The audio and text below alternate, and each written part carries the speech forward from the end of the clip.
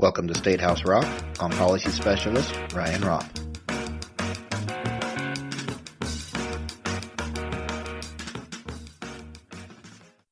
The Illinois legislature returned to the Capitol this week to start the 2020 legislative session. The legislature focused mostly on housekeeping duties, while the governor gave his State of the State address on Wednesday.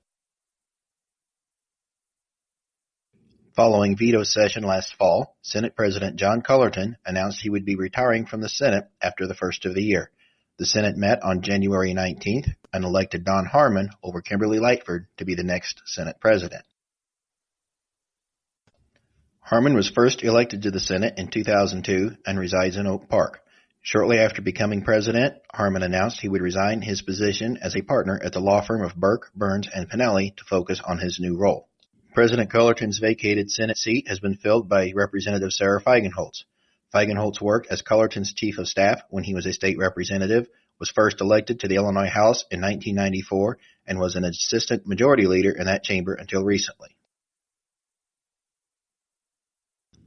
On Tuesday, former Senator and Transportation Chair Martin Sandoval appeared in federal court to plead guilty to 2 counts of bribery and tax fraud after his home and offices were raided by federal agents last fall. Sandoval is cooperating with federal authorities who are expected to target others in the transportation and road building industry. Governor Pritzker began his State of the State address Wednesday by recognizing the work of his wife as First Lady and now former Senate President John Cullerton. He spent the first 15 minutes of his half-hour speech touting the accomplishments of the past year and appeared to go out of his way to mention success stories in small downstate communities. The governor outlined his goals for the year as passing new ethics legislation, making the criminal justice system more fair, adopting clean energy legislation, and consolidating property taxes among units of local government.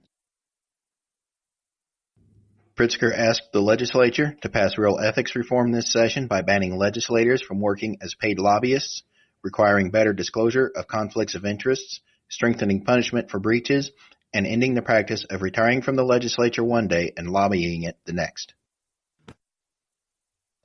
Governor Pritzker stated that clean energy legislation needed to focus on renewable, lower carbon forms of energy.